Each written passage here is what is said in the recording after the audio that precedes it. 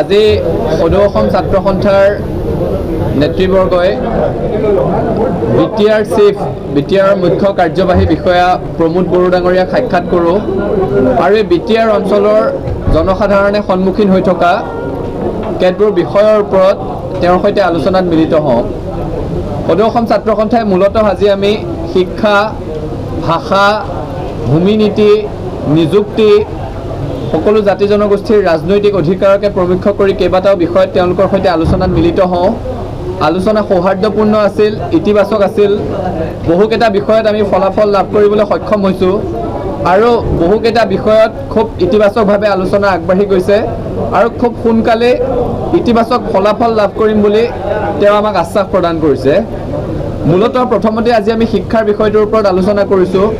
শিক্ষাৰ বিষয়ত বিটিআৰ অঞ্চলত ছাত্ৰ ছাত্ৰীয়ে কাৰিকৰী অকাৰিকৰী সকলো ধৰণৰ উচ্চ শিক্ষা লাভ কৰিব পৰাকৈ শৈক্ষিক প্ৰতিষ্ঠান আৰু শৈক্ষিক প্ৰতিষ্ঠানৰ আন্তঃগাঁথনি উন্নতকৰণৰ কাৰণে আমি তেওঁলোকক আহ্বান জনাইছোঁ আৰু এই আমাৰ আহ্বানৰ প্ৰতি প্ৰমোদ বড়ো ডাঙৰীয়াই ইতিবাচক সঁহাৰি জনাইছে।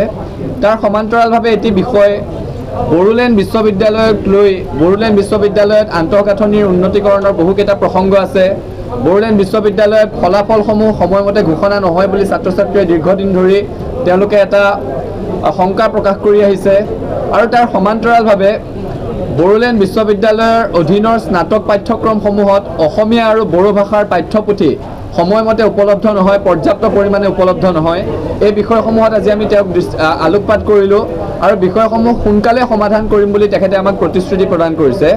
বিশেষকৈ স্নাতক পৰ্যায়লৈকে বড়োলেণ্ড বিশ্ববিদ্যালয়ৰ অধীনৰ পাঠ্যক্ৰমসমূহত যাতে অসমীয়া ভাষা আৰু বড়ো ভাষা সমানে পঢ়িবলৈ সুবিধা হয়, সমানে সেই ভাষা দুটাত পাঠদানৰ সুবিধা হয়, তাৰ প্ৰতি আমি লক্ষ্য ৰাখিবৰ কাৰণে তেখেতক আহ্বান জনাইছোঁ আৰু তেওঁ সেই কথাটোত আমাক স্বীকৃতি প্ৰদান কৰিছে। তেখেতে সেই কথাটো হ'ব বুলি আশ্বাস প্ৰদান কৰিছে। ভাষাৰ ওপৰত ভিত্তি কৰি তেখেতক আমি কৈছোঁ আৰু এই কথাটোত ছাত্ৰ সন্থাৰ সৈতে বিটিআৰ কৰ্তৃপক্ষ তেওঁলোক আমি সহমতত উপনীত হৈছোঁ যে বিটিআৰ অঞ্চলত অসমীয়া ভাষা, বড়ো ভাষা আৰু ইংৰাজী ভাষা সমানেই মৰ্যাদা পাব লাগিব। অসমীয়া ভাষাটো অসমৰ ৰাজ্য ভাষা, বিটিআৰ ভাষাত বড়ো ভাষাটোৱে অষ্টম অনুসূচীলৈকে স্বীকৃতি লাভ কৰিছে আৰু সহযোগী ৰাজ্য ভাষা।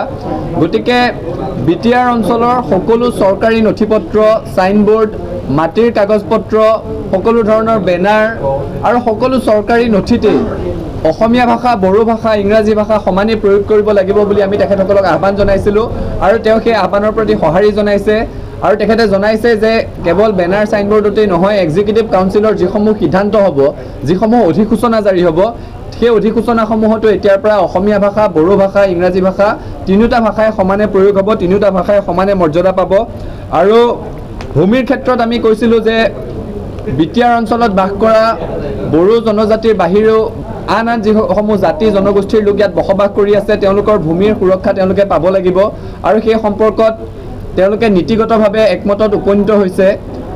যিসমূহ ট্ৰাইবেল বেল্ট ব্লক আছে, ট্ৰাইবেল বেল্ট আৰু ব্লকসমূহ গঠন হোৱাৰ আগৰে পৰাই যিসমূহ লোকে বসবাস কৰি আহিছিলে তেওঁলোকৰ ভূমিৰ অধিকাৰ সুৰক্ষিত হ'ব আৰু 2003 চনৰ 10 ফেব্ৰুৱাৰীলৈকে বিটিআৰ অঞ্চলত বা বিটিএডি অঞ্চলত যিসকল লোকে বাস কৰিছিলে তেওঁলোকে ট্ৰাইবেল বেল্ট ব্লকৰ বাহিৰে বাকী যি অঞ্চল আছে সেই অঞ্চলসমূহত তেওঁলোকৰ ভূমিৰ সুৰক্ষা, ভূমিৰ অধিকাৰ তেওঁলোকৰ সুৰক্ষিত হৈ থাকিব। সেই বিষয়ত আমি বিস্তৃতভাৱে আলোচনা কৰিছোঁ আৰু এটা কথা সততে প্ৰায় অভিযোগ উত্থাপন হৈ আহিছিলে, ৰাইজে খুব ক্ষোভেৰে কৈ আহিছিলে যে মাটি বাৰীৰ নামজাৰিৰ ক্ষেত্ৰতে হওক, পট্টাৰ ক্ষেত্ৰতে হওক, বেচা কিনাৰ ক্ষেত্ৰতে হওক যথেষ্ট দীঘলীয়া এটা পৰিক্ৰমাৰ পাৰ হ'ব লাগে, যথেষ্ট অসুবিধাৰ সন্মুখীন হৈছিল বুলি যথেষ্ট সময়ৰ পৰা আমি এটা অভিযোগ পাই আছিলোঁ।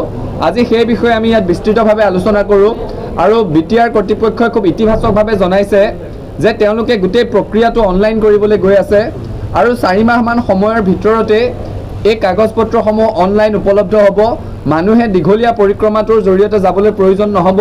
এটি সৰল আৰু ক্ষীপ্ৰ ব্যৱস্থাৰ মাজেৰে মাটি বাৰীৰ বেচা কিনা, মাটি বাৰীৰ নামজাৰি সম্পৰ্কীয় যিসমূহ কাম কাজ আছে সেই কাম কাজসমূহ নীতিগতভাৱে, আইনগতভাৱে যি ধৰণে সুবিধা হয় কৰিবলৈ সক্ষম হ'ব।